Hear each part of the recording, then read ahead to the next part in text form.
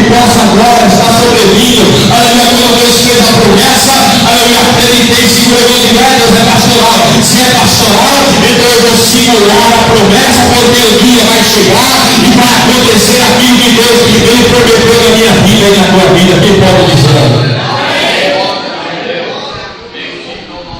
Quando Deus falou aqui, eu caí em choros, porque muitas vezes a gente duvida de Deus e questionamos se verdadeiramente foi Deus que fez a promessa.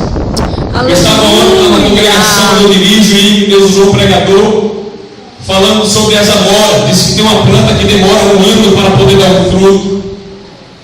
E a Bíblia diz, queridos, que no outro dia Deus fez a promessa que aquele fruto iria nascer. O povo de Israel estava comendo cabeças de jumentos, estava comendo fezes de animais para sobreviver por causa da fome que estava sobrevindo sobre aquele lugar. Mas Deus fez a promessa que no outro dia ia acontecer.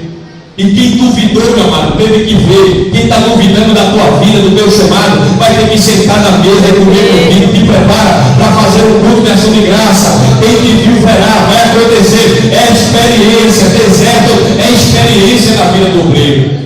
E muitas vezes nós achamos que está difícil e queremos abandonar o barco. Queremos abrir mão das promessas. Eu costumo dizer que as aflições fazem parte do cristianismo.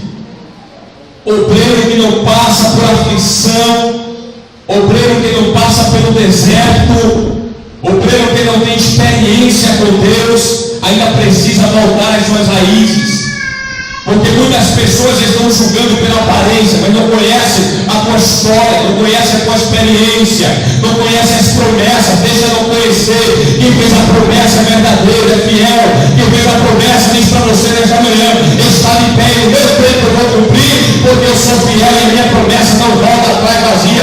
Aquilo que Deus prometeu, Ele diz para você: está de pé, vai acontecer. Passe pelo deserto, passe pela experiência, porque é ela que vai te aproximar do teu objetivo com Deus. Experiências que muitas vezes em reuniões ministeriais. É porque na época, irmãos, eu acredito que ainda hoje existe, em reunião de ministério a gente coloca tudo em prato limpo, né? Às vezes a gente não pode falar uma coisa num culto de doutrina, numa escola bíblica, num culto de domingo, mas quando a gente reúne os obreiros, aí a gente vai falar de obreiro para obreiro. Nós vivemos uma época, irmãos, de muita facilidade, de muito entretenimento.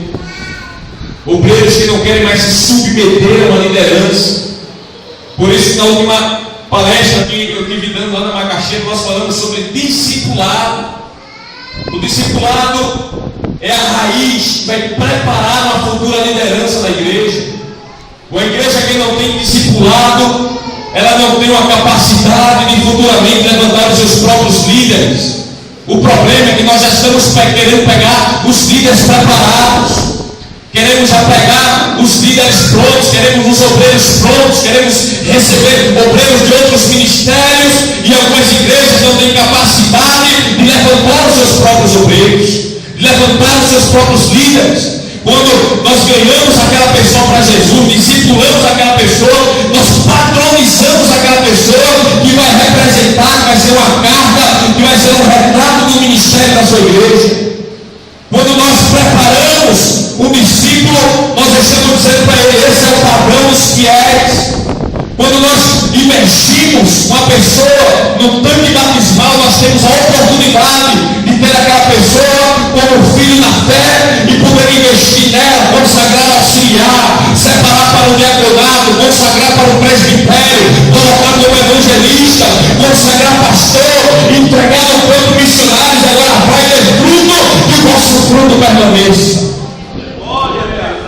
Só que as pessoas não estão mais preocupadas em discipular, estão querendo pegar o discípulo já pronto.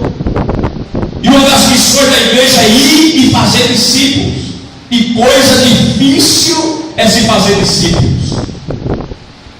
Eu tenho até medo, irmãos, quando, não sei se aqui tem, mas se tiver, não tenha isso como sermão carapuça, viu? Ainda bem que aqui eu não conheço muita gente. Tem algum representante da Luz e Vida aqui? Pastor Eliel, tem mais alguém? Deus abençoe para a Luz e Vida, que tem sido um canal de bênção, né? Para o conhecimento dos nossos obreiros. Certo dia desse, chegou um pastor lá na nossa igreja, e juntamente com a esposa dele, uma missionária. E ela chegou, eles chegaram querendo fazer parte da igreja, já tinham sido de lá, e saíram, passaram por umas 5 igrejas e voltaram para lá de novo. Como convém os santos, a gente recebe, né, irmãos? A gente acama, tem um período de homologação, não sei se aqui é assim, mas pelo menos lá no nosso ministério a gente passa um ano para receber oficialmente o ministro. A gente não pega o camarada que se diz pastor, bota logo no púlpito, dizer isso aqui é pastor e está com a gente agora. Esse é um erro de muitos líderes, porque muitas vezes a gente não sabe a procedência daquele obreiro. Às vezes uma pessoa que ela não tem procedência e não tem reputação, que estamos falando hoje sobre qualidade de obreiro. E quando nós vemos um obreiro sem reputação e colocamos na frente do ministério, estamos comprometendo o nosso ministério e o próprio ministério da igreja. Quando pegamos pessoas sem reputação e colocamos muita gente no banco de mão, você vai passar por uma observação. É um ano de experiência, e tem muita gente que não quer se submeter. Eu sou pastor, eu sou missionária, eu tenho que ficar no púlpito, eu tenho que dar mão, ministério é serviço. Aleluia. Quando nós servimos na casa do Senhor, nós mostramos que o nosso objetivo maior não está em sentar nas cadeiras, em púlpitos combinados, ternos bem-vindas, palavras eloquentes. A igreja foi chamada para servir, se possível lavar os pés, dar a cara a face, dar a cara a tapa, dar a face a tapa, mas não negar as suas raízes. Quando nós separamos e investimos em nossos próprios obreiros, nós não passamos por situações constrangedoras como essa. E recebemos já o obreiro pronto, já pastor, um credencial, ninguém sabe nem qual lan house ele fez, mas chega lá, pastor, missionário, recebemos, colocamos no púlpito, temos a ousadia, irmãos, e a coragem de confiar em pessoas dessa índole. Sabe o que esse camarada fez, juntamente com essa irmã? Causou uma tribulação terrível no nosso ministério, porque não queria passar pelo processo de um ano de homologação, queria logo ir para Brasília ser reconhecido. E quando nós mostramos que tem que se passar por um padrão da igreja local, muita gente não quer obedecer esse padrão. Aí anda por aí falando de fala do pastor, fala da igreja, fala da missionária, fala do dirigente, fala até da esposa dele, irmão. Quando vai na obra de Deus, temos que levantar os nossos próprios líderes, fazer discípulo. Essa é a missão da igreja na face da terra. Agora observe, pegamos o obreiro já pronto, pegamos o obreiro com um círculo vicioso já de outros ministérios. Eu conheço pastores, que não é o caso, e eu também creio que aqui não tem. Eu conheço obreiros, irmãos, que eles não se contentam em passar um ano em uma igreja. Eu tenho uma pessoa da minha família, que eu não vou dizer o nome por questão de ética, ele é pastor também, e agora não, que agora ele já tem o ministério dele, né? Já tem o ministério dele. Mas dentro de um ano, ele passou por 4 igrejas. Se fosse de um só ministério, era uma coisa, mas ele estava numa igreja aqui, aí o povo rejeitava ele, aí ia para outra igreja, a igreja enchia, daqui a pouco vinha os problemas, aí o povo rejeitava ele, aí ia para outra igreja. Irmãos, dentro de um ano ele passou por 4 igrejas. Aí quando vem trabalhar com a gente, já vem com um vício, muitas vezes negativo, que vai implementar no ministério da igreja local. Temos que saber, em primeiro lugar, para uma igreja crescer numa liderança forte, é preciso fazer discípulos. Eu costumo dizer, irmãos, que é muito melhor você ganhar uma pessoa para Jesus, discipular aquela pessoa, investir naquela pessoa, de que você já trazer uma pessoa formada ou uma pessoa já consagrada pastor de outro ministério, porque ninguém sabe como ele vem. Embora que o ministério lá libere uma carta de mudança, porque muitas vezes a gente não quer constranger aquela pessoa, a gente não coloca uma observação, mas por que ele está saindo daquela igreja? O problema está na igreja ou está nele? O problema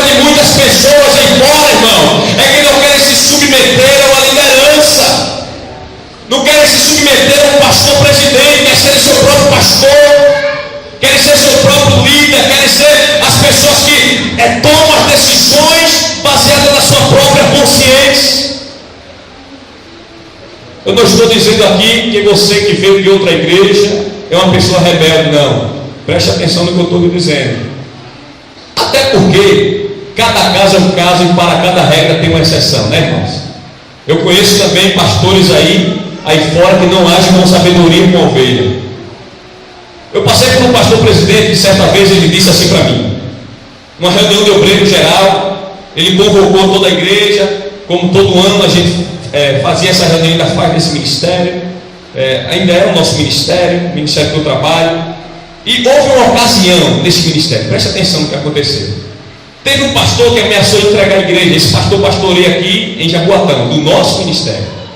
E o negócio está tão difícil, pastor, que a gente não quer perder de um obreiro, né, irmãos? E como eu trabalho muito próximo ao nosso pastor presidente, eu cheguei para ele uma vez e disse, pastor, eu queria que o senhor conversasse com o pastor fulano lá, que ele está passando por um momento de crise, e ele está precisando de um apoio, porque ele disse que se ele não receber o seu apoio, ele vai entregar a congregação. Sabe o que o nosso pastor presidente falou, irmão? Eu quero que você fale quem é esse obreiro. Eu digo, olha, ele disse que vai falar com o senhor. Eu digo, vai falar comigo, pronto, tá bem. Quando for na próxima reunião de obreiro, a forma que ele falou, na próxima reunião de obreiro, eu vou levantar você publicamente e você vai falar, impondo isso. Eu digo, olha, pastor, eu posso até falar, mas a partir do momento que o senhor impõe isso, é melhor que ele fale pessoalmente. Tem coisas que é constrangimento ao público, e o pastor não pode constranger ninguém publicamente.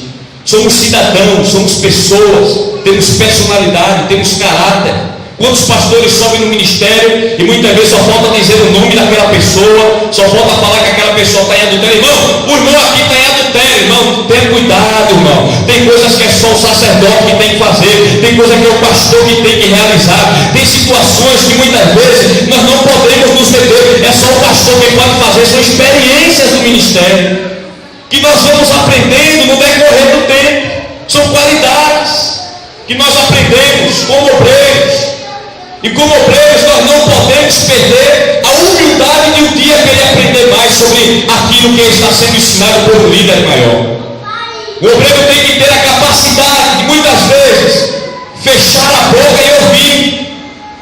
Ouvir porque muitas vezes nós estamos sendo discipulados ainda pastores. Eu botei um dia desse na rede social, porque agora o negócio é rede social, né, Edson? Agora é Facebook, tudo agora está conectado. É bênção, né, irmão? Por uma parte é bom, né? E eu botei que tem gente que tem até palavra que tem gente que a palavra às vezes é tão certeira, né, irmão? É um remédio tão forte na ferida que tem gente que se mostra logo, né? Que doeu, né? E ali eu disse, irmão, tem gente que não quer se submeter a uma liderança, tem pessoas que acham que sabem tudo e não querem se submeter a um líder maior. Botei assim, então se promova Papa, porque o Papa é que não precisa de uma pessoa superior a ele. Nós somos igreja, nós somos corpo, estamos vivendo em um contínuo discipulado. Eu aprendo com você, você aprende comigo, nós vamos aprendendo, dando as mãos, nos unindo para um dia nos encontrar com Jesus na glória. Quando não se tem essa humildade, a pessoa bate no peito, eu já sei de tudo. Paulo disse, aquele que diz, ou aquele que pensa saber alguma coisa, não aprendeu ainda como convém saber. E quando nós falamos de humildade, tem gente que não gosta, porque a palavra é o remédio que bate na ferida, mas cura, mas sara. Tem gente que vai sair daqui nesta manhã, dizendo, Jesus falou através da sua palavra, tem que aprender a ser submisso, uma liderança maior, irmão. Tem gente vivendo por aí uma vida sem quartel, não tem quartel, não tem pastor, não tem ministério. Eu disse para um cantor uma vez, está aqui um cantor que conhece, quem está comigo e sabe. Irmãos, eu apoio o ministério dos levitas. Nós temos um grupo de cantores que realizamos cruzadas e convidamos os cantores. Nos cafés da manhã nós incluímos os cantores, são bênçãos na nossa vida. Os pregadores itinerantes. É muito bom, irmãos, quando você tem 2, 3, 4 pregadores itinerantes na sua igreja e você pode recomendar para o ministério ali. Irmão, tem obreiro aí bem, meu filho. A Bíblia diz que você emprestará muito, e ninguém você vai pedir emprestado. Deus vai te dar obreiro para você suprir a necessidade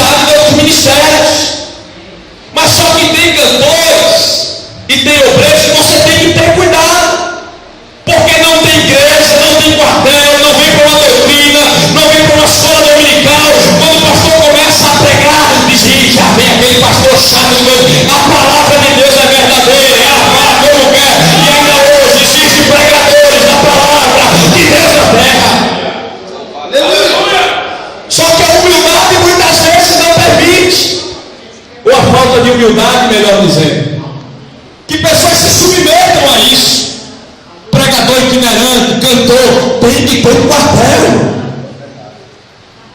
Eu estava dizendo para o pastor amigo nosso lá essa semana, eu estava até falando porque a gente muitas vezes falha.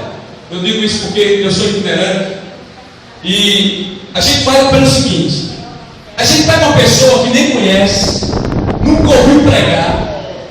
Eu não digo por uma recomendação, a pessoa tem vários vídeos, nós temos uns poucos vídeos, deve ter uns 30 vídeos no YouTube, né? Aí o pastor vai lá, assiste o vídeo. Esse pastor deve ser, não fala muita besteira não, vou chamar ele para pregar na minha igreja, né? Aí daqui a pouco chama, só tem uns que é o seguinte, que nunca ouviu o camarada pregar, nunca ouviu ele trazer nenhuma salvação, aí daqui a pouco pega e bota no culto. Aí tem gente que ainda convida cantores, que também não sabe nem a reputação daquele cantor, e quando chega no culto da igreja, começa a pregar, ou começa a cantar uma música que está fora da teologia da música. Existe uma teologia da música, tem gente pregando por aí que Deus vai te matar, ou você vai ser comido de bicho, não sei o quê, o sangue de Jesus tem poder. Vai essa maldição para lá, irmão. O lugar aqui é para louvar, é para glorificar o nome do Senhor, porque aqui Ele é digno de ser adorado. Quando se tira o foco, quando se tira o olhar da cristocimplicidade da igreja, quando deixamos de olhar o culto como adoração a Deus, para voltar os olhares para o pregador, para o cantor, nós não estamos adorando em espírito e em verdade. Aleluia. A igreja precisa se conscientizar disso, irmãos.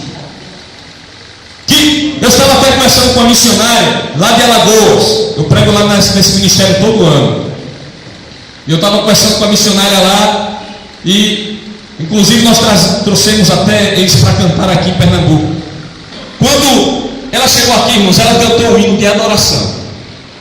Não teve nada voltado para o seu ego, foi um hino de adoração, adoração a Deus. Meu irmão, Deus derramou um Pentecoste terrível na igreja. Eu nunca vi Deus trabalhar tão poderosamente através do louvor como naquela noite.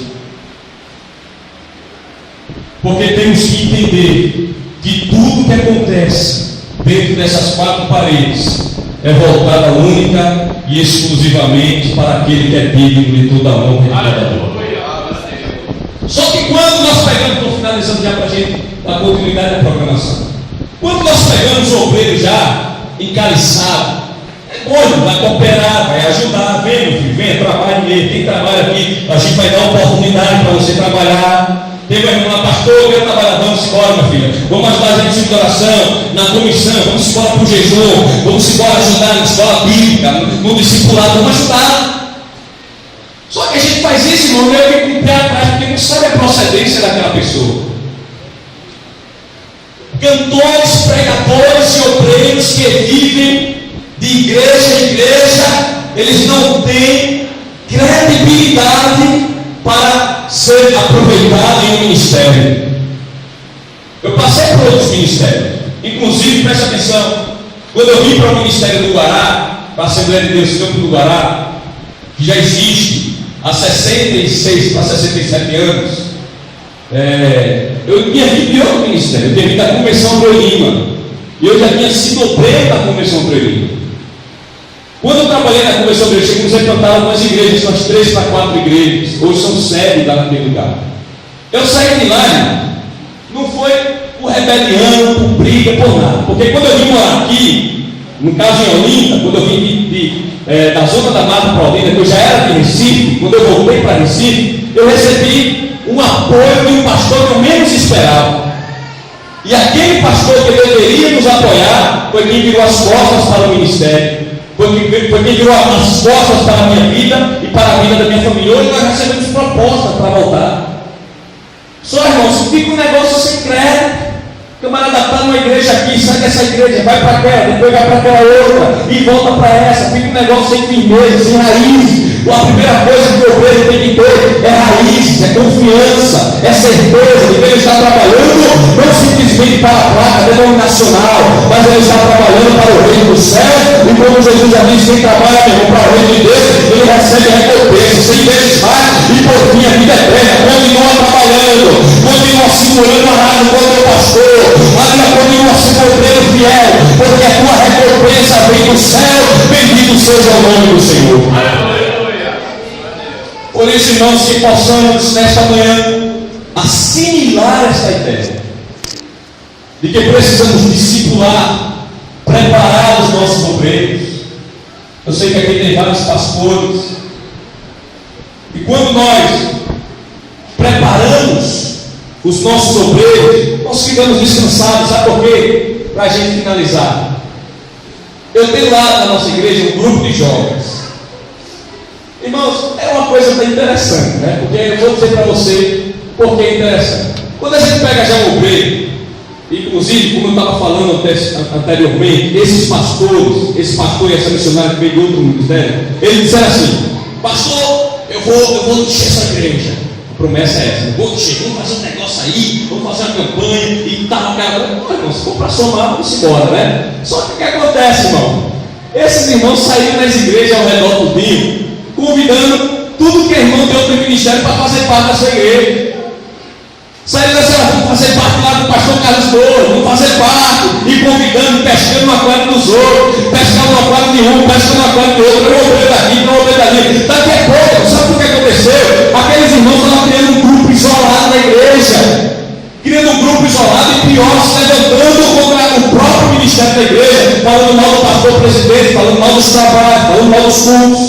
E quando muitas vezes nós chamamos a atenção, porque pastor tem que ter cajado, irmão. Qual pastor que não tem cajado? Qual obreiro que muitas vezes não usa a palavra de Deus com sabedoria para redarguir? Quando nós levantamos o cajado, nós sabemos se aquela pessoa é ovelha ou se é bode.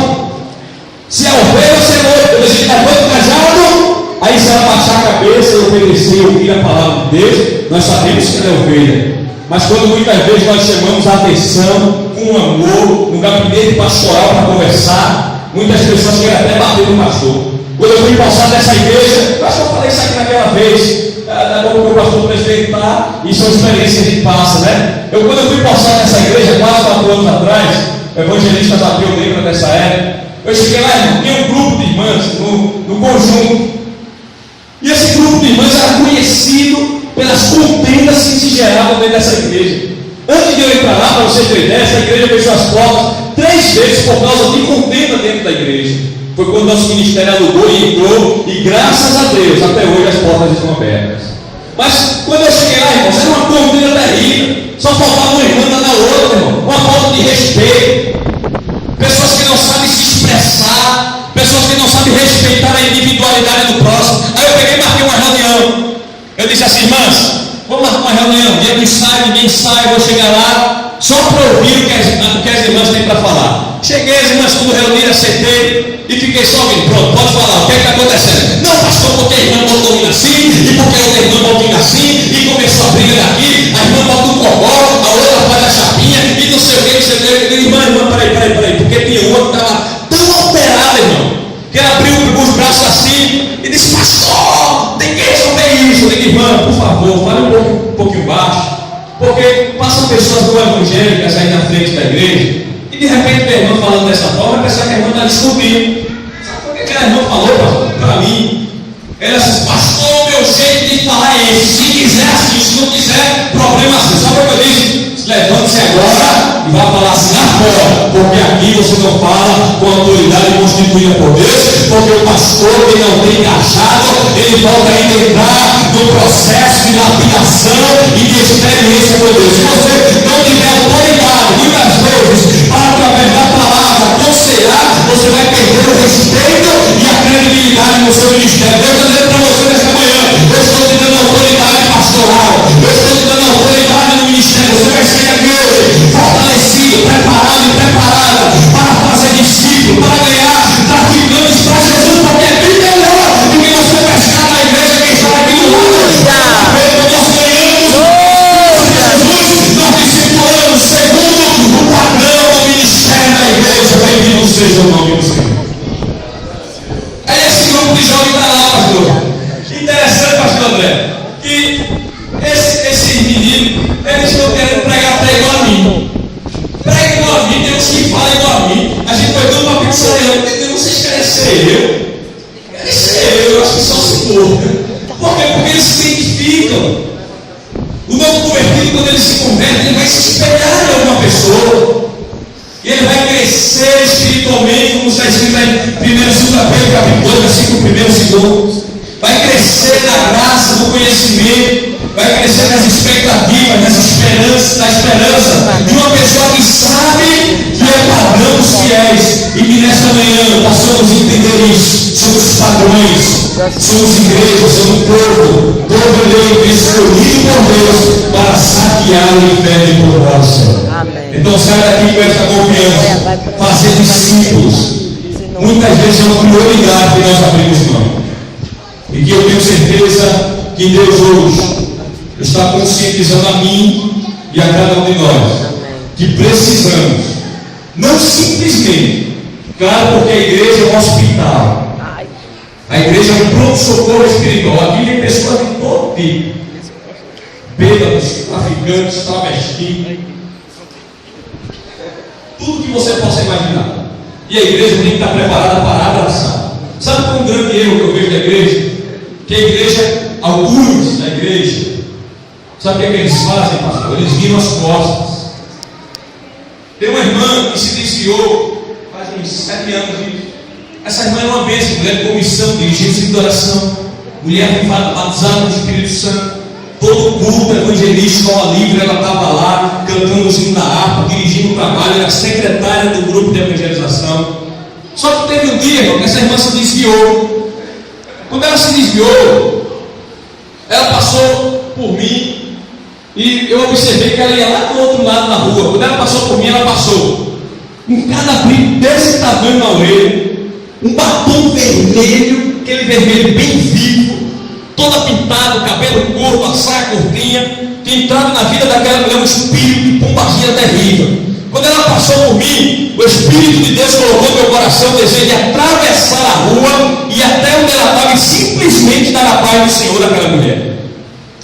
Eu entendendo a vontade de Deus, atravessei a rua, peguei o lado que ela estava. Quando ela me viu, ela tentou baixar a cabeça. Eu me aproximei dela e disse: irmã, quando ela olhou para mim, eu digo: a paz do Senhor. Ela olhou para mim e começou a chorar, disse amém, saiu chorando. Quando foi na outra semana, eu fui para o centro de oração e eu estava sentado no púlpito. De repente chega aquela irmã, ela entra, tem oportunidade para agradecer uma bênção, pega o microfone. Quando ela pega o microfone, ela se vira, olha para mim, olha para a igreja do Senhor. Até uma semana atrás eu estava afastado do Evangelho, mas quando esse irmão passou por mim, ele me deu a paz do Senhor, e desde aquele dia eu me voltei para o Evangelho. Até hoje eu estou na presença de Deus. É uma atitude que faz a diferença e nós precisamos fazer essa diferença. Não virar as costas, porque a igreja é um hospital. Claro, porque tem momentos que a Bíblia manda tratar como publicano. Tem pessoas que já é demais, né, irmãos? Tem pessoas que já é demais. Mas quando nós sabemos que aquela pessoa está doente, não custa nada, irmãos, ir lá, um aperto de mão. Camarada se desviou, tem gente que nem fala mais com aquela pessoa, vira as costas. Nós somos povo de Deus, nós somos igreja do Senhor, e como igreja nós precisamos colocar em prática aquilo que nós aprendemos nos princípios básicos da Bíblia. Isso é o beabá do Evangelho. Se nós não praticamos isso, estamos muito longe de ser obreiros. Estamos olhando para o nosso próprio umbigo, olhando para a nossa própria igreja, para a nossa própria instituição. E esquecemos que a igreja vai muito além dessas paredes. Eu coloquei uma rádio lá na igreja, uma rádio que está em tramitação ainda, é uma rádio comunitária. Irmãos, todo culto a gente transmite os cultos ao vivo, quarta, sexta, domingo, os cultos são ao vivo.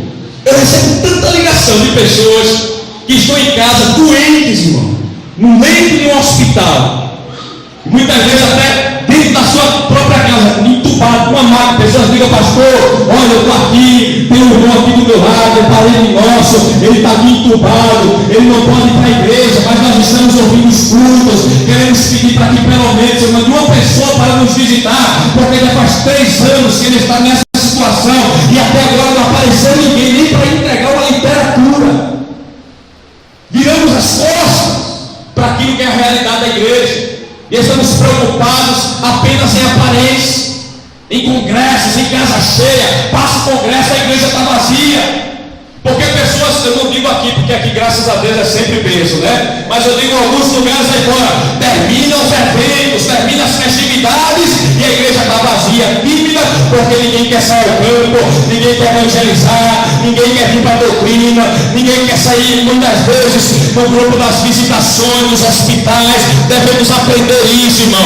É dever da igreja, é obrigação da igreja fazer discípulos, porque essa é uma qualidade de um líder para a glória do nome do Senhor. Quem pode dizer amém?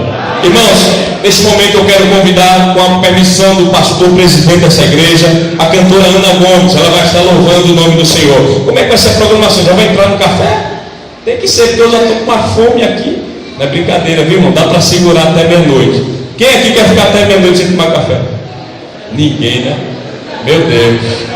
Pastor Ricardo chegou, olhou para mim assim: faça isso não, pastor. Já jejuei a semana todinha por causa desse café. Tem gente que ficou o dia todinho jejuando só por causa desse café. Irmãos, vamos ouvir a cantora Ana Gomes, com a permissão do nosso pastor, e em seguida eu já passo a dianteira do trabalho para o ministério da igreja. Deus abençoe.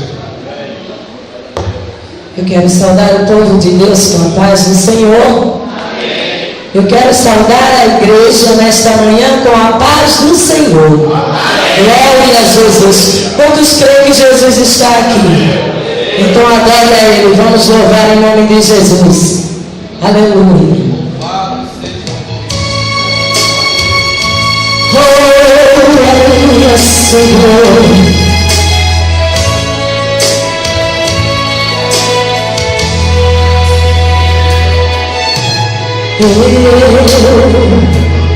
Eu estou aqui tão sozinho. O que vai ser de mim?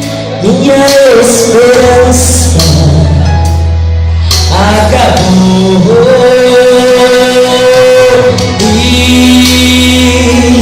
tudo que eu queria ter, escuta aí, foi embora.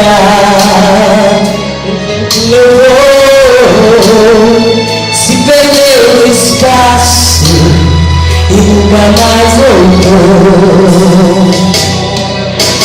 Eu vou tentar de novo com as forças do coração, e Deus vai trazer tudo que perdi voltar em minhas mãos.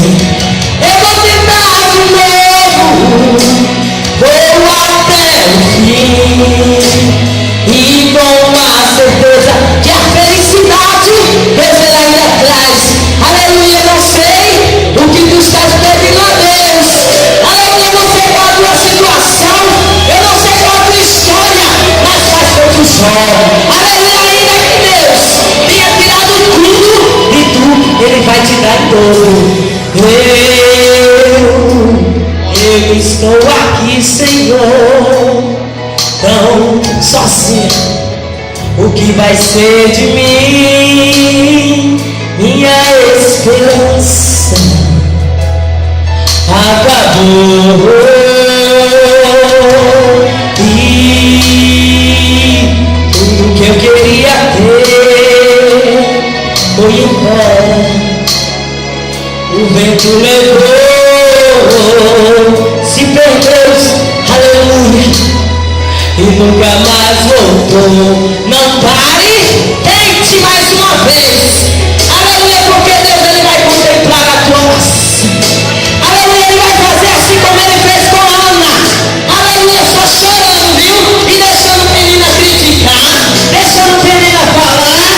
Aleluia, porque Deus vai ter um encontro com a menina.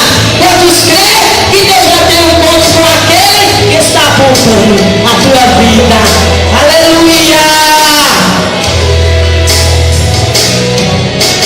Eu vou tentar de novo com as forças do coração, e Deus vai trazer tudo que perdi voltar em minhas mãos. Eu vou tentar de novo, vou até o fim, e com a certeza que a felicidade vai voltar pra mim. Quantos creem?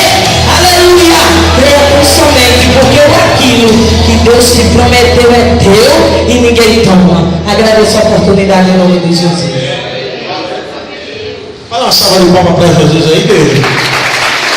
Glória seja dada ao nome de Jesus. Irmãos, as horas não são convertidas. Não é verdade? As horas não são convertidas. As horas têm andado muito aí, mas eu não quero atrapalhar a ministração da palavra. E para já entrarmos na palavra, quem está com fome aí? Eu estou, né? A gente vendo uma coisa dessa assim, dá uma fominha, né? Mas daqui a pouco a gente vai se deliciar ali. E eu tenho certeza que antes, eu costumo falar o seguinte: a ciência fala que a gente tem que comer no mínimo 4 vezes ao dia, de 3 em 3 horas, não é assim? Para manter o nosso corpo sarado, bonito e forte, não é assim? Não é assim? 4 vezes, não é isso aí, pastor Thales? De 4 em 4 horas, não é isso? Então vamos calcular aí que dá o quê? Dá uns 4 vezes ao dia, né? Dependendo do horário que a pessoa levantar. Eu particularmente estou aqui na igreja desde 6 e alguma coisa, mas já estamos por aqui, né? Não é isso, pastor? 6 e meia, 6 e 20, já estava por aqui, já, graças a Deus. Então assim, para manter esse corpinho aqui de 100 quilos bem pesadinho, a gente precisa ficar fortinho, né? Se alimentar bem, não tão bem como o Renato Souza, né? Quando eu tive o Nilson ali, homem que dá lugar na terra. Mas a gente brinca um pouquinho com a comida ali, né, Renato? Não é verdade? A gente gosta de dar lugar, não é verdade? Então, para manter a nossa alma, a gente precisa de quê? Para manter a nossa alma, a gente precisa de? Meu Deus, os irmãos estão com fome. A gente precisa de? Melhorou um pouquinho, vamos lá, vai sair agora, vamos lá. A gente precisa de? Agora sim, para a glória de Deus. Então nessa noite vamos aprender uma porção da palavra de Deus. Só que antes, irmãos, antes de fazer qualquer agradecimento, eu louvo a Deus pela tua vida. Esse evento que estamos fazendo hoje aqui não é um evento só da Assembleia de Deus do Ministério do Milagre. Cada um de vocês que estão vindo aí, convidados, é quem fazem parte dessa equipe. Esse é o primeiro de muitos que vamos fazer. Hoje, aqui na Assembleia de Deus do Milagre, tenho certeza que a pastora Lurinha vai nos ceder para a gente fazer lá, para a glória de Deus. O pastor Thales também vai estar fazendo esse trabalho. Pastor Lucas tem que se ausentar, ele falou que precisava se ausentar também. O pastor Josivan está ali. Os pastores que vieram ali de Olinda também, né? Olinda também. Então assim, isso aqui nada mais é a igreja do Senhor, de promover o dado. O pastor também presidente ali, que veio junto com o meu amigo, o pastor Carlos Pirano, é Renildo Pilar, né? Renildo Pilar, tive lá na igreja do Senhor de Deus, né? Uma bênção, Deus abençoe, pastor. Estou muito feliz com todos. Então, igreja, eu vou louvar alguém rapidamente, e nesse louvor, aquela contribuição que eu falei para vocês, de 5